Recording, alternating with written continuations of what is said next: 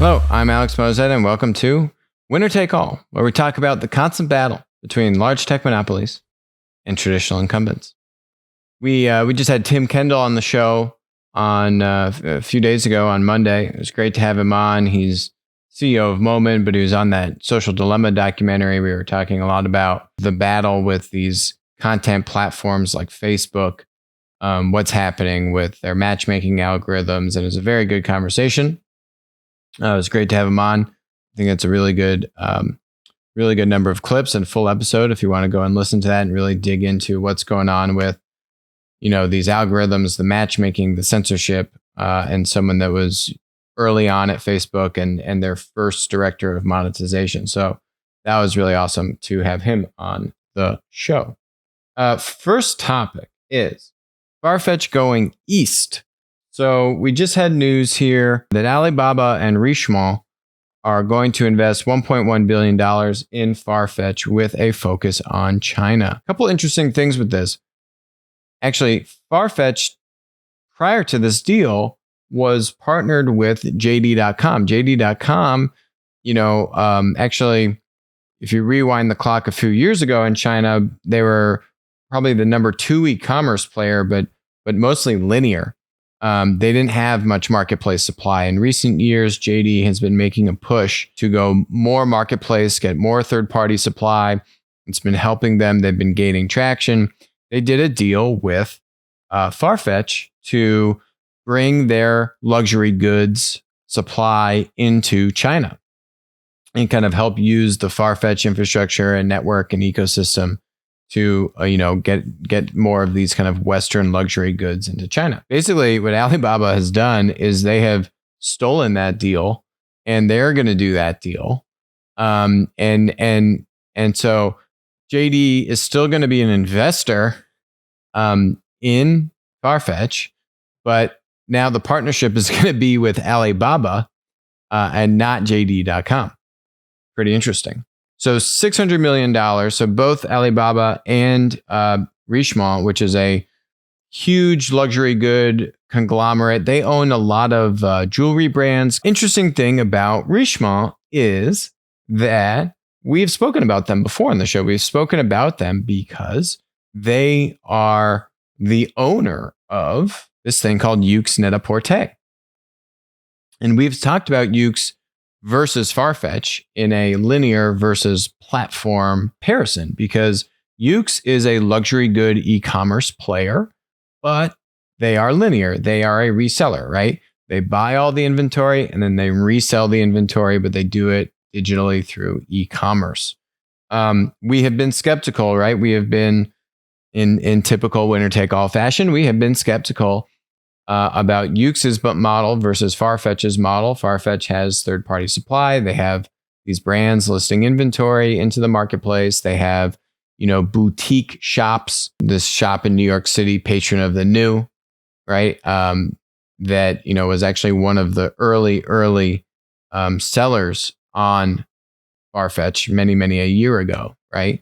So they get network supply. They have winner take all dynamics. They are basically Farfetch and the Real, also a public company, more US focused. Farfetch out of the UK.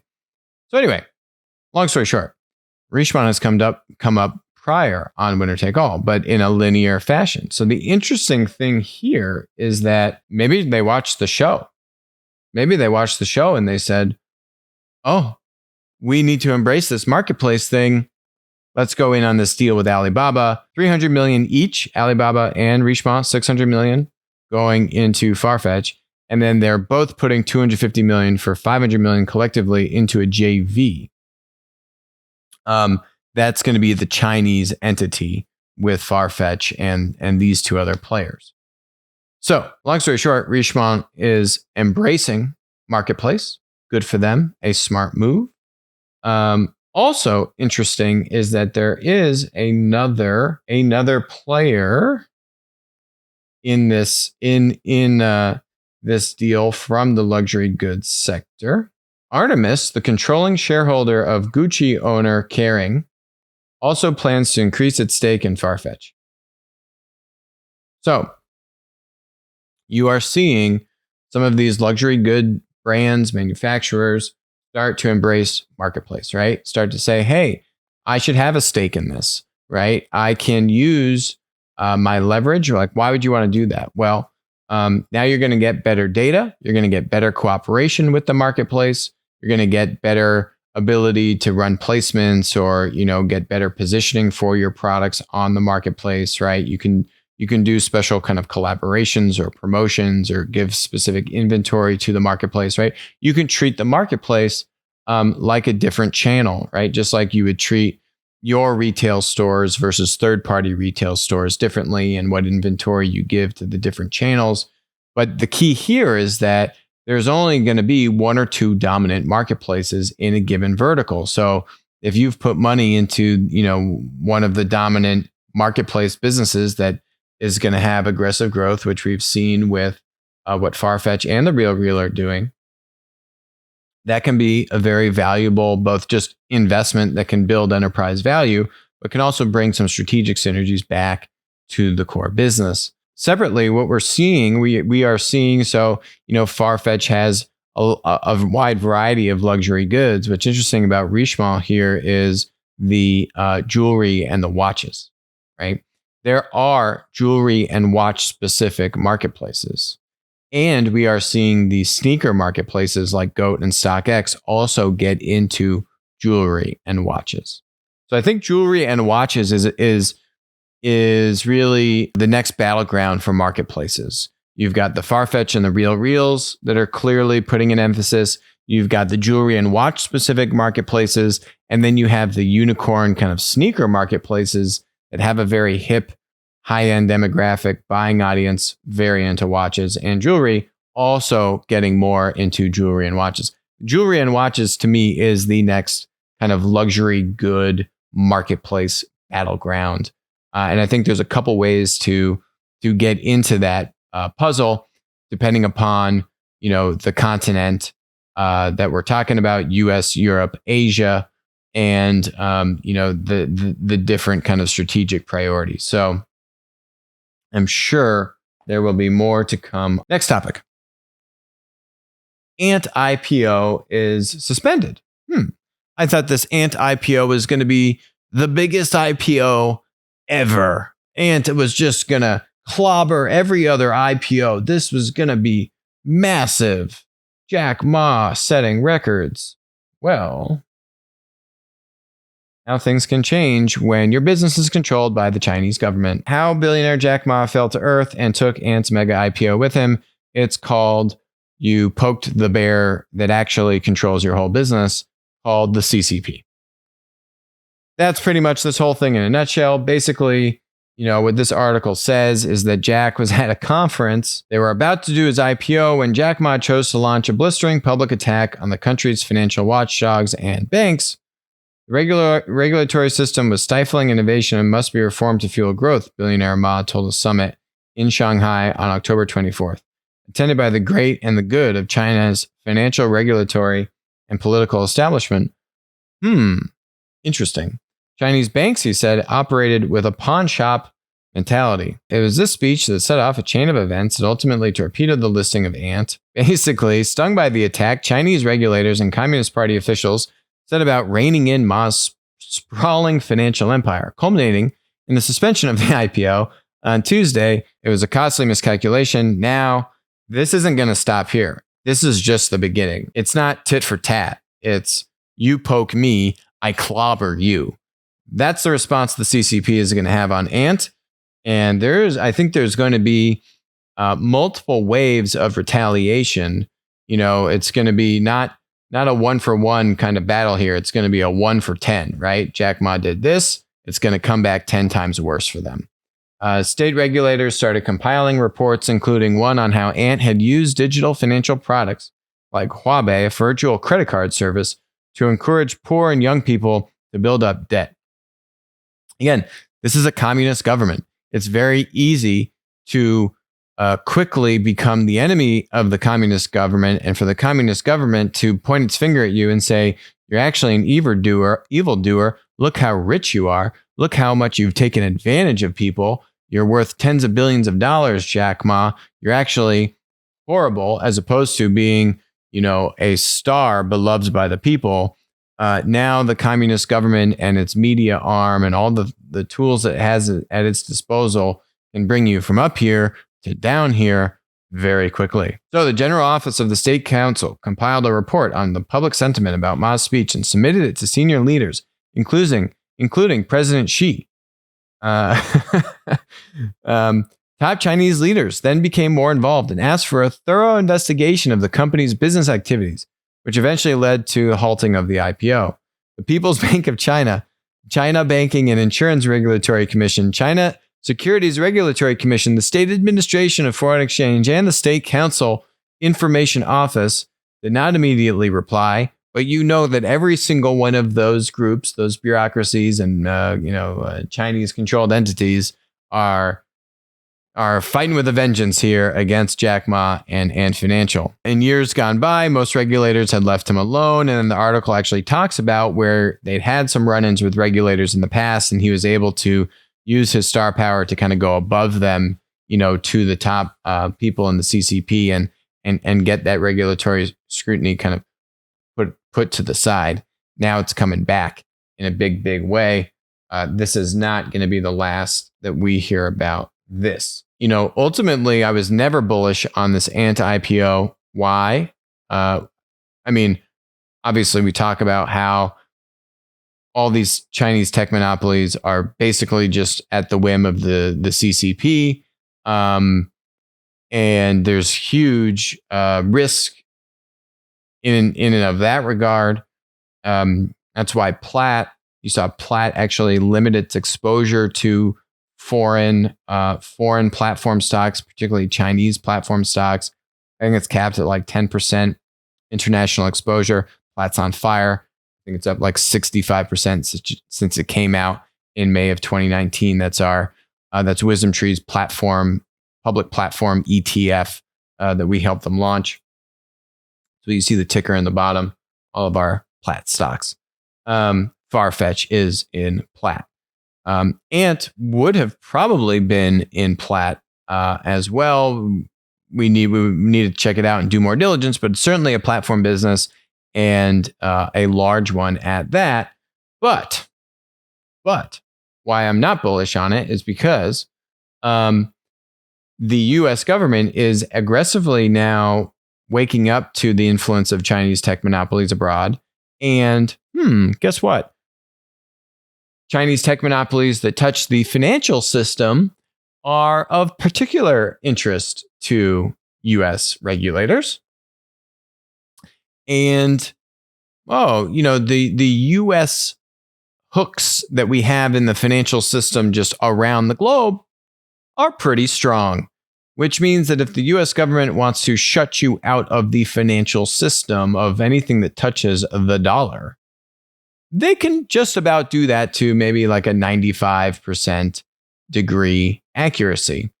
And that is essentially the decree that has come down from the Trump administration in the past few weeks, is exactly that, to limit Ant's activities outside of China. We immediately saw Ant's language about their growth prospects leading up to the IPO not reference international growth at all. And all of their statements have been focused on their ability to grow in China. And now the founder just poked the eye of the beast called the CCP and just pissed that bear off to no end, which is where all their growth prospects are. And now that's not looking so hot either. So it's a great company. It has created a lot of value. It will be profitable. It will make a lot of money. The question is, just like all of these platform stocks, will they be able to keep up the growth? That's how they're valued. These are growth stocks. And if you can't show huge growth on the horizon, your multiple gets pummeled. While it may have very nice profit margins, and those profit margins could exist for a long time, I don't think they're going to be able to meet the kind of growth objectives and the growth expectations, which certainly they had going into this IPO. This is going to be a considerable haircut based upon just, both of these things, the limiting of the international, exposure and growth prospects, and now biting the hand that feeds you. Not a smart decision. So that's Ant.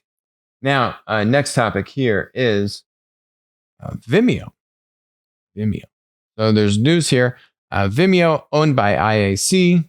Vimeo raises $150 million as parent IAC looks to spin it off. IAC, Barry Diller, they know platforms really well. Expedia, InPlat, that's an IAC company. Barry Diller is the chairman of Expedia. Match.com, also, has been spun out, owns Tinder, also spun out of IAC. Other platform businesses, which you might be familiar with, Angie's List, they did a roll up with these home service marketplaces, Angie's List plus Handy. They rolled all those up to Home Advisor. I think Home Advisor, Angie's List, and Handy, they rolled all of those up for a home services marketplace play.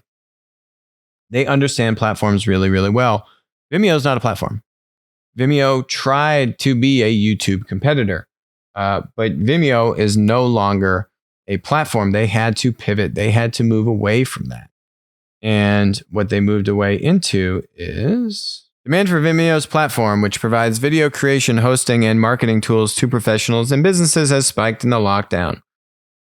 Shares of the company, which gained about 61% this year, it rose 8.8% in extended trading. They are a SaaS company, right? They had built all these tools for video creators because they were, they had these tools because they were trying to compete with YouTube. Very hard to compete with a platform monopoly. We've talked about Netflix versus YouTube, and now I'm taking YouTube every day of the week. Great example. Vimeo can't compete against YouTube, has to pivot, become basically a SaaS business. Doesn't mean the business is doomed, but nonetheless, they aren't able to be a number two to YouTube. Basically, no one's able to be a number two to YouTube. They're just so dominant. I mean, who's the number? There are no actual like pure YouTube competitors, right? There's other people competing on the fringe of YouTube, but it's just YouTube. Still, they've done a great job with it. Seems like they've been able to, find some good growth, find a good niche, provide these services. There's a bunch of new content creators out there, and that is the play they've gone with Vimeo. And now to, some degree of success, and they're looking to, spin this off and kind of monetize more of their stake that they have in the business. So good for them. And, that's the risk that you get when you go up against the platform monopoly in the space. This news was kind of interesting. We saw this recently. ByteDance is looking to raise money at a $180 billion valuation. They're looking to raise $2 billion. ByteDance is in discussions to raise $2 billion before listing some of its businesses in Hong Kong. Okay. I mean, why? This company was supposed to be making billions of dollars in profit. So you're making billions of dollars in profit. Why do you need to raise $2 billion? Because to me, this isn't them saying, hey, we're going to let some of our investors sell off their shares, $2 billion worth of their shares. That's different. Then the company isn't raising capital for itself. Maybe it's taking a little bit longer to go public than people thought, whatever. People will take a little bit of a discount to sell their share if, they can get out pre-IPO, whatever, right? There's a little bit of a discount there because it's still private. It's still illiquid, much more illiquid than when you're public and are on the stock exchange. So kind of curious. This article says here, while ByteDance was said to have generated more than $17 billion in revenue in 2019, but this article isn't highlighting the profit number, which they were touting. ByteDance makes $3 billion in profit on $17 billion in revenue. So why are you raising $2 billion? You're going to go do some crazy roll-ups, some crazy acquisitions? I mean, $3 billion in profit. I mean, I would assume this isn't like they're also reinvesting some of this money, which actually takes away from the profit number, unless they're fudging the profit numbers, right? So maybe they made $5 billion in profit and they said, well, we're going to invest $2 billion in these other initiatives.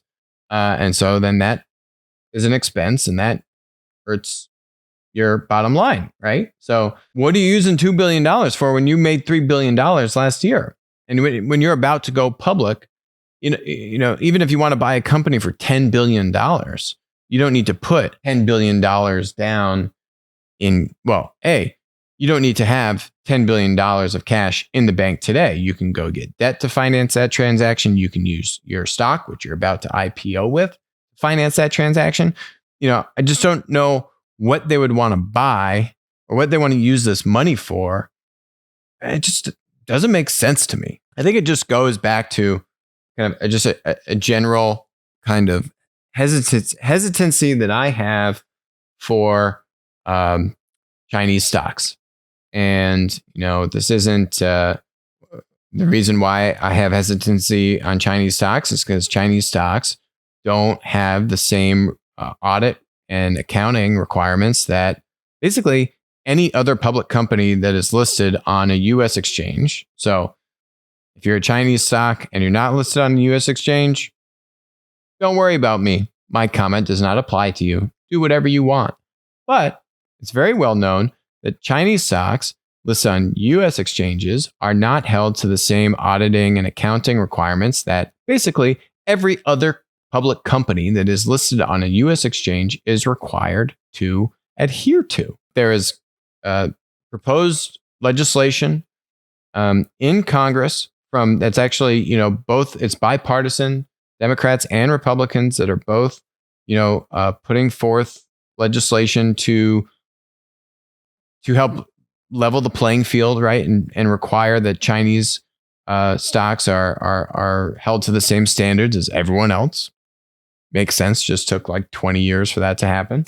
That's another reason why you see more Chinese stocks be shifting their shares to the Hong Kong exchange, for example, because there's going to be greater transparency required from these companies. And we've already seen it bite investors where it hurts, like Luckin Coffee, which Luckin Coffee was no small cookie. That was like the Starbucks of China.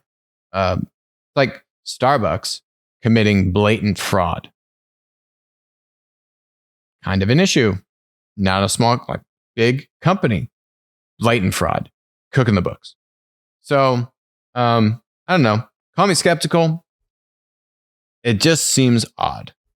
Don't know why. I mean, you got a lot of stuff going on if you're ByteDance, right? Like TikTok is about to be banned in the United States. Despite what the media is saying, TikTok's in deep trouble, folks. Deep, deep trouble.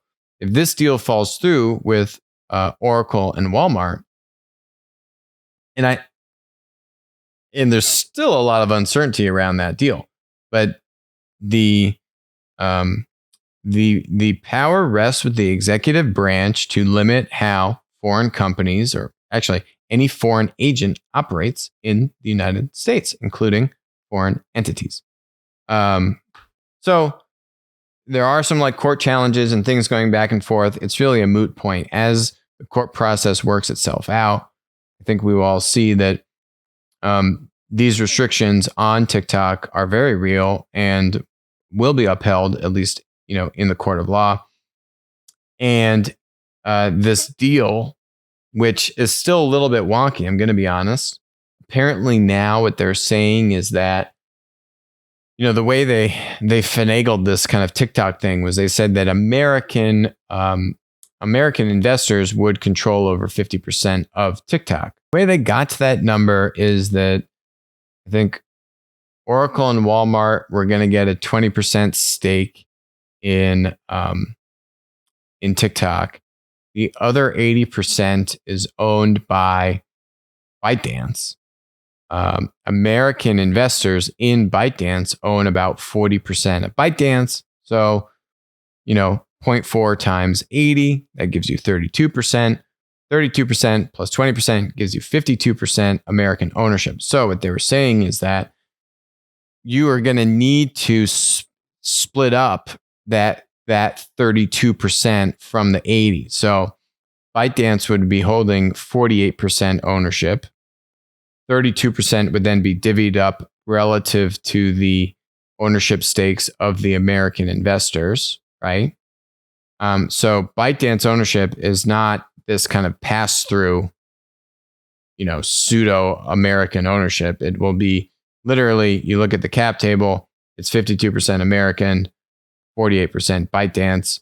And I think the board is all Americans. I don't know if they figured out if Zhang Yiming, the CEO of ByteDance, will be on the board of TikTok or not. But if he is, certainly, the other 4 seats are going to be all Americans.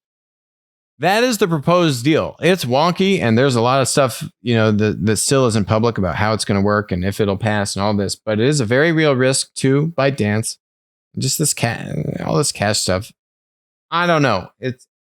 It smells fishy, and it seems like a distraction. Why do you go through all the effort if you're making $3 billion in profit the prior year? Food marketplaces in the US. We're seeing things heat up. There is an interesting article that shows Instacart's performance. Instacart is surpassing Target and Kroger in online grocery delivery. This is the CEO of Instacart. Here's the graph. Which of the following online grocery sources have you purchased in the past 30 days? Walmart's at the top. We've talked about Walmart. Walmart, pick up in store. Walmart digital grocery has been a huge driver of their success that they've seen with e-commerce. Walmart edging out Amazon slightly. They've kind of regained share. They actually dipped down during COVID because they just couldn't handle, back in like March, April, maybe May, they dipped down and Instacart actually surged past Walmart. Now things have leveled out a little bit. You'll see here, Instacart at 20%, Target at 18%, Kroger at 12%.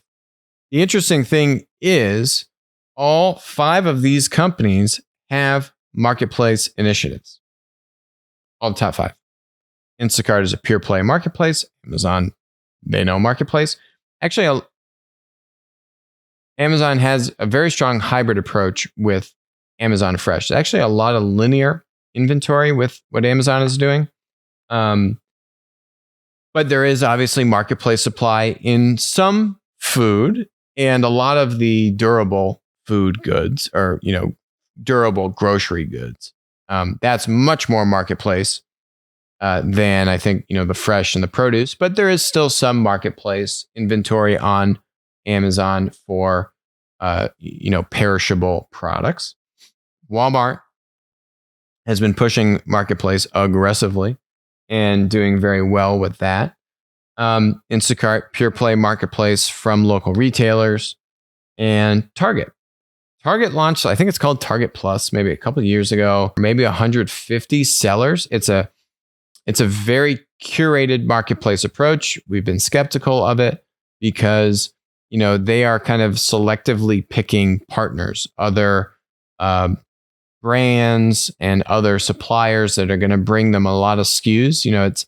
It's less focused on the bottom up approach and more about kind of picking, 100 or 150 curated suppliers in, for what Target is doing. I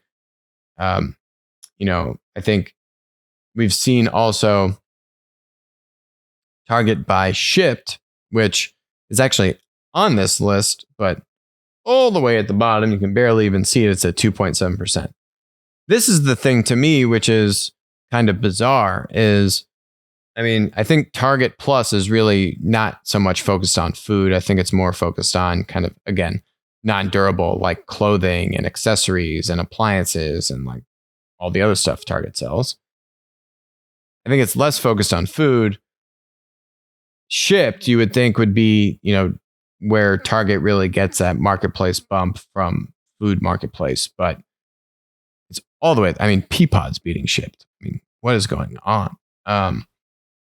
We've covered it before. Just, I think it's just not a good integration. I don't think that acquisition and how to bring Shipped together with Target, it's just not working out well. So that's kind of disappointing to see. Very much so a Instacart-esque competitor that you would think would Target would be able to really supercharge that business. But I think we got to do a deeper dive there. Kroger launching a marketplace over the summer, I believe, or in the past few months, and that is food focused. That is a retailer. This is a grocery retailer launching a food marketplace initiative, letting third-party sellers, local suppliers, specialty suppliers list their food products in Kroger's marketplace. We'll see how that pans out. You now actually have 3 retailers that are all trying to do their own marketplace: Albertsons, Kroger, and Ahold. I think just announced Ahold Delhaize. They own things like Stop and Shop and a bunch of other brands in the U.S. and Europe. Massive grocery chain doing maybe around $70 billion in revenue. And they have launched, they're also going to do a marketplace. There's other grocery retailers in other parts of the world, like Carrefour, which is more in Europe and I think maybe Brazil. They're doing marketplace. Interestingly enough, they're actually all using the same technology provider, Miracle, to do their marketplace technology, right? To provide the tools to the third-party sellers. And we had Adrian, the co-founder of Miracle, on the show a couple weeks ago. The interesting thing there is that Miracle's launched this thing called Miracle Connect, which is trying to help those third-party sellers get attracted and signed up for other competing marketplaces. So the SaaS provider into these retailers, right, that's powering the tools to help these retailers suck in third-party seller inventory, is now also trying to advertise to third-party sellers to join other marketplaces. And a lot of these large enterprises are the SaaS customer, like a Kroger, Albertsons, Ahold, and I think Carrefour. And the largest, seems like, huge growth category of their customers are actually e-commerce startups. So now you're enabling these e-commerce startups that had a challenge to get third-party supply because they don't have enough demand. Now you're able to plug into Miracle Connect if you're an up-and-coming e-commerce startup and you want to sell food. Now you can start to get marketplace supply via Miracle Connect and compete more aggressively with the likes of Kroger, Albertsons, Ahold, Carrefour, etc. It's I think Adrian called it a paradox. I think long-term it makes sense why they're doing it, but it is a difficult pivot and a very delicate balance that I think these large enterprises, particularly now you have 3 or 4 of some of the largest grocery stores all doing their marketplace stuff with your technology. Pretty sure some of them are not going to be too happy that there are clearly conflicts here around who actually owns that seller, and what is your product learning off of the IP, off of the product mapping, the data, all of these things that their software is helping to onboard these sellers and centralize that product catalog and do all these other things. And now you can take that technology and leverage all of those learnings to benefit these smaller up-and-coming e-commerce competitors. So point is, food and all things kind of direct-to-consumer food, away from the restaurants, as we've seen because of COVID, everything kind of consumer food oriented is on fire. We're going to continue to follow this, but I think this is just the beginning of what we're going to see with kind of activity and how more investment and more dollars are going to be going after the kind of digital consumer food needs. So more to come on that. Last topic here is a topic very near and dear to my heart, which is EU and their antitrust case, which we have been waiting for. We have been waiting for years for this to happen.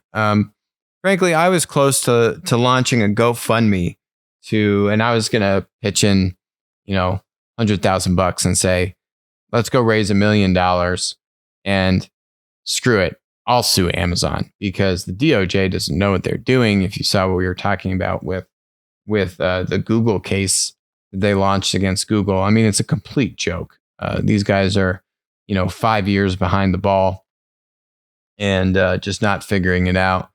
So finally, EU, someone has figured out that when tech monopolies get huge scale, they take advantage of the supplier, not the consumer. Finally, the EU has truffle hunted down that path and is launching a investigation against exactly that, saying that Amazon breached European antitrust rules by using independent sellers' data for its own benefit. This is the absolute right positioning. And the commission said Amazon was using the data of third-party sellers, such as order numbers, revenues, and number of visitors, to inform its strategic business decisions, like reducing the price of products. Also, Amazon's white label products. And data on the activity of third-party sellers should not be used for the benefit of Amazon when it acts as a competitor to these sellers. It's exactly right. This is where platforms really get in trouble. When they vertically integrate and they compete against their suppliers. When they vertically integrate and compete against their suppliers, this was actually some of the case with Microsoft, right? It was using it had Internet Explorer, and it was giving Internet Explorer preferential treatment against, the Netscapes of the world and the other browsers on Windows. And so that's actually what they got dinged for, was you vertically integrate and then you take advantage of other developers, in this case, third-party sellers. We've covered on the show, there's so many other things and transgressions that Amazon has taken out on third-party sellers, like product managers asking the seller to give them a purchase order. That purchase order contains who that seller is sourcing their product from, right? The product manager says, hey, seller, I need to see the purchase order because I need to see that your products are legit and genuine. And the product manager says, oh my God, look at this purchase order. Let me just go contact this manufacturer myself and just 1P it and just order from the seller. And now Amazon keeps the margin and I'm going to cut out the distributor or the third-party seller. That has happened countless times. That's not even what is here in this statement about what the EU is looking at, but I hope that stuff will come up as well. And so on Twitter, I was saying this is a great move. Finally the right direction. A common response is, well, hey, what's the difference? Like Walmart did this, right? There's no difference between this and Walmart. Now, here is the response. It actually is completely different than Walmart. Walmart was nowhere near as dominant as Amazon is today when it comes to looking at third-party sellers. Amazon controls over 70% of the 3P third-party sales in the United States. I'm sure it's a similar number, if not higher, in Europe with third-party sellers. Why does that matter? Because in antitrust law, it says, are you disadvantaging the customer? Third-party sellers are actually the customer of Amazon. I would actually argue that when it comes to third-party goods, marketplace goods, the customer is not even the consumer. It's actually only the seller, because Amazon's making its money by taking a percent of that transaction from the seller. Who's paying Amazon? Actually, the seller that's paying them 10, 15, 20% of the sale price, and that money is actually going to Amazon. So the money is actually coming from the third-party seller. So you think about who's paying Amazon, third-party seller. Who's the customer? Third-party seller.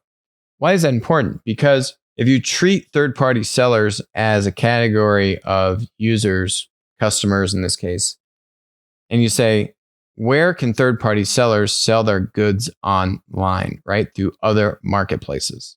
I think a common misconception of these third-party sellers is that these are massive brands that can readily sell through other channels besides marketplaces. That's not actually the case.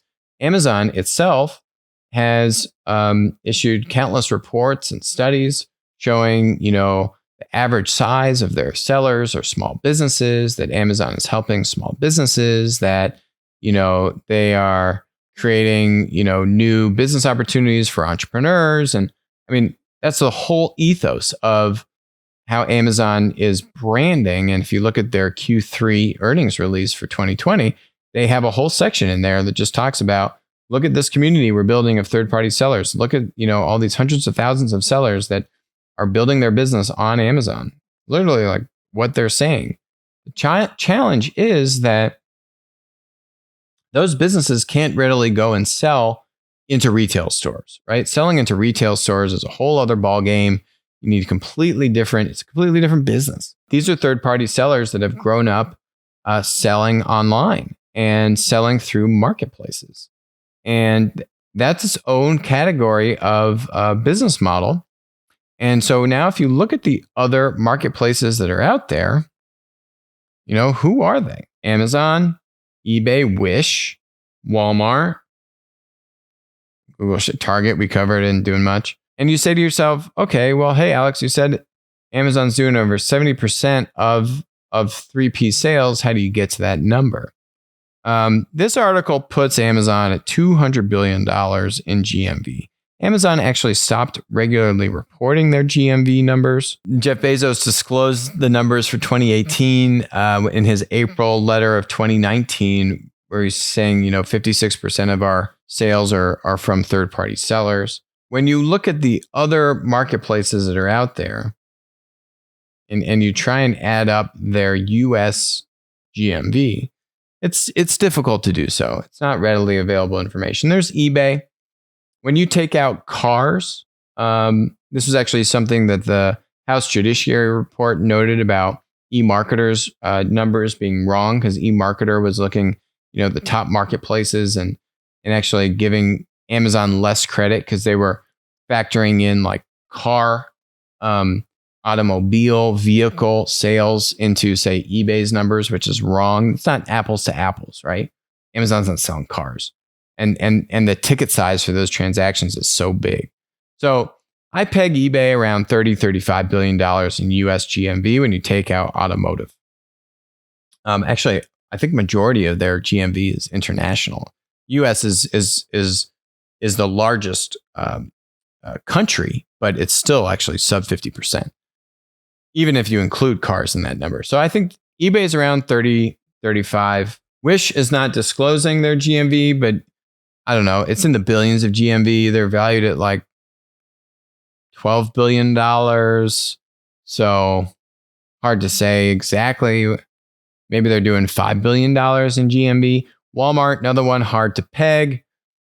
Maybe they're getting close to 10% in e-commerce sales on a $500 billion overall revenue number. Maybe Walmart is getting around $40 billion in revenue, e-commerce, maybe 50, maybe 20 billion or 25 billion of that is third-party sellers GMV. So maybe around 30 billion with a Walmart and a Wish. Maybe you got another 30, 35 billion from eBay. So, you're at 60, 65 billion. And then who else? You got Farfetch and The RealReal. They're each doing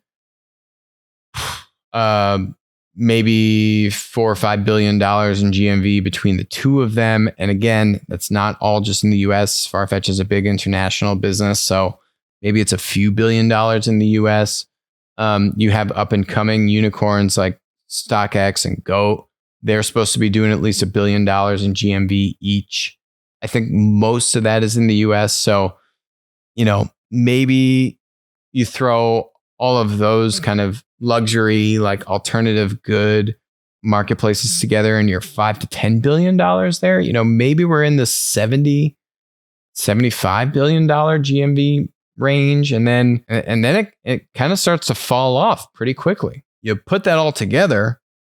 And I mean, Amazon was doing $270 billion in total throughput in 2018. And if you're saying that 56% of that was from third-party sellers, okay, now you're talking, call it 170, 175 billion third-party sales. We don't know a portion of that is from the US, but I think a big chunk of it is from the US. Now you say in 2019, you've got this $200 billion number. If Amazon's doing $150 billion in GMV in the United States, which I don't think is a far cry. Again, this is 2019 numbers. That's $200 billion in third-party sales in 2019 for Amazon. So it's somewhere right around there in terms of if they're doing around 150 billion in third-party sales. Their numbers have skyrocketed now in 2020. These other sellers are around 75, let's say. I think that's actually pretty conservative. Pretty generous estimates I'm giving to, Walmart and some of these others. Amazon only crossed the 50% threshold, where 50% of their sales were from third-party sales in the past few years, right? Amazon's been doing this for 20 years, more. So Walmart has not been doing it for 20 years. And I think that probably Walmart GMV is probably maybe a third. I mean, I don't have anything to base that off, but if you look at the chart of where Amazon was and you try and overlay that with where Walmart is, I still think you have a lot of that is 1P sale from Walmart. Not a knock for Walmart. I think 75 billion in third-party sales, not on Amazon in the United States, is a extremely conservative number. And $150 billion in the trailing 12 months GMV for Amazon, don't think that's that far off either. Anyway, that gives you roughly a 70% Amazon demand with third-party sales. You can beat me up if you want because I don't have the hard numbers, but the hard numbers don't exist. This is pretty much as good as it gets, unless you get the government going in there and like subpoenaing them for their financials and doing the split in the analysis themselves. Maybe the EU will go and do that. I don't know. I don't think you have to say that Amazon has 70% third-party sales for that market power argument to stand, but I do think it's somewhere around 70%. The reason why that's important is when you line that up and you look at Walmart's dominance in, say, the 90s when they were just on fire, they're nowhere near 70% dominance, right? If you look at who their suppliers were and who they were buying from, they're nowhere near that dominant, let alone, even close to 50% of having that much leverage over their sellers in their big box retail business. So I think it's a very different comparison. And Walmart did have a lot of leverage, and they would use that leverage to get, more bargaining power, cram down prices, get better kind of, payment rates and fulfillment terms and all these kinds of things. But again, the relative dominance is not even close when you look at this community of third-party sellers, right? I'm not beating up on Amazon for their 1P business. They have 1P. Walmart has 1P. Walmart was doing 1P for decades. What I'm saying is the third-party seller business. That is where Amazon takes advantage and squeezes the margins and raises the rates on them in the holidays and, cuts them out of transactions, takes their data and uses it for their white label products. That is where the EU is trying to preserve more competition. That is where the EU can curtail those aggressive, some nefarious activity by Amazon. You got thousands of people. You can't control all these people. Amazon says, hey, you're not allowed to look at this data. They have a policy, but then no one follows it and they look at the data. So what's Amazon going to do? Fire these people? This is the role of the regulator to say, well, if you don't follow these rules, there are real repercussions. And that's going to make Amazon really enforce these things, and it's going to make the employees really understand the boundaries.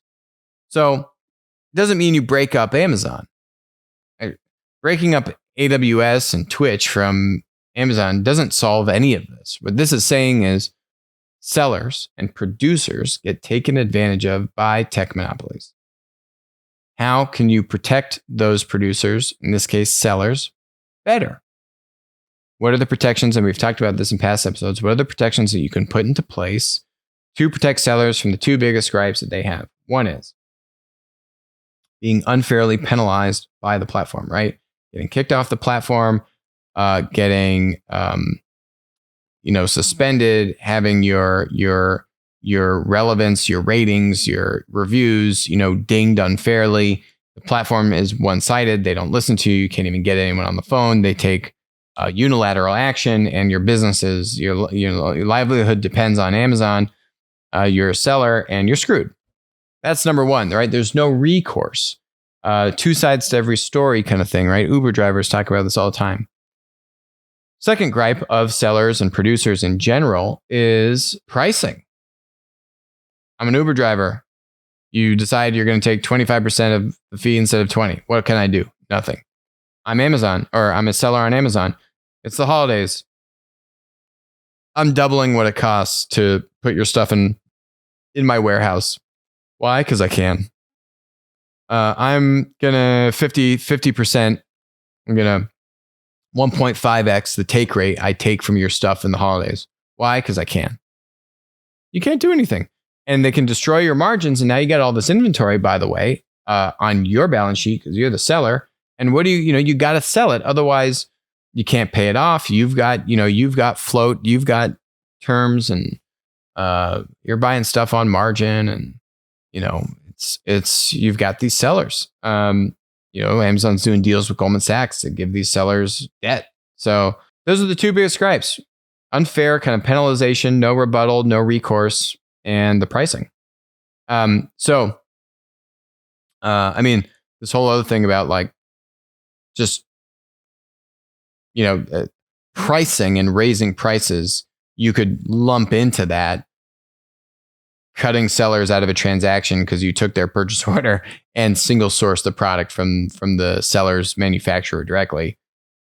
That's above any kind of tax. That's like 100% tax. It just disintermediate you altogether. So that would fall into that bucket. And I think, the EU will put other stuff into place around data controls and the people on the white label team and stronger Chinese walls. It makes sense. I don't think the risk here is breaking up Amazon. I just think it's better seller protection, which helps to level the playing field. Is that going to nuke Amazon's multiple? No. But it is going to make it harder for them to as predictably control their earnings results. And we'll see. This to me will be interesting to see how deep the EU goes. Do they touch the matchmaking, right? Do they touch the algorithm? This is what we were talking a lot about with Tim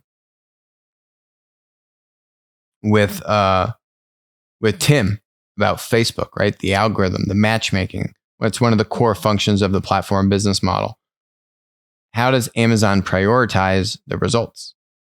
Are they unfairly prioritizing their own listings over third-party seller listings? That's another form of a tax, right? We've seen Google Search do this. This is what I was hoping the DOJ would address with Google Search unfairly competing against other websites that Google has vertically integrated on. So Amazon favoring its own products in the search results. That's another thing. We will see how deep they go. But I think that matchmaking algorithm is also a big part of this. And now that Amazon is also in the advertising business, now they can say, well, I'm only going to show Amazon products first. And for any third-party sellers to get visibility, now you got to buy ads. So there's some easier, lower-hanging fruit. And then there's some more complicated things, much more nuanced here around matchmaking. We'll see how deep they go. But this is the absolute right direction. This really does help do what antitrust laws are meant to do, right? It's like saying the government realized decades ago with AT&T and Ma Bell that it just didn't make sense to have 5 different telecom companies.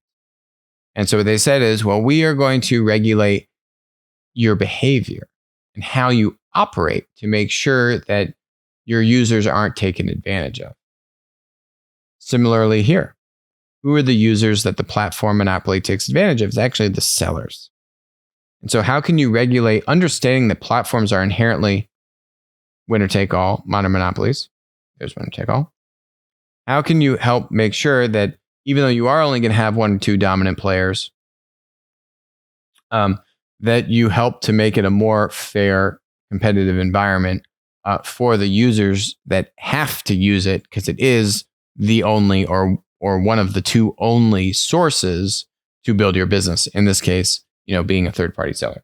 So more to come on this. I give my credit to the EU, Miss Vestager. It took her a few tries to get this. Took a few stabs, took a couple wrong turns, but she got there eventually. Good for her. And I think they're on the right track. So there's a couple questions here I'm seeing. Government shouldn't allow online e-tail businesses to conduct local retail businesses. That's interesting. I think those are a little bit different, online versus local. And, when you look at these marketplaces that are doing their own stores, Amazon namely, right? I mean, Amazon isn't doing their own stores in a marketplace model. They're doing it linearly. So if you're doing it linearly, I don't really see what the unfair competitive advantage is. I think they just have strong brand recognition. And what Amazon's doing is really using its fulfillment now I think they're rolling out like 1,000 express micro fulfillment centers around the country. Like, you order something and you get it in 2 hours, right? Like, they're going to stockhold, here are the 5,000 things that people want, and I'm going to put 1,000 of these micro automated fulfillment centers around the country, and bam, you order it and you get it in 2 hours. Technically, anyone can do that. Walmart can do that. Not anyone can do that, but the platform and kind of marketplace unfair competitive advantage that I see them getting into local retail, more of a linear business, frankly. They have a good brand that they can leverage and they have really good fulfillment capability, but it's still a linear business. I don't know if that's really as unfair. Thank you for joining us on Winner Take All. I will talk to you soon.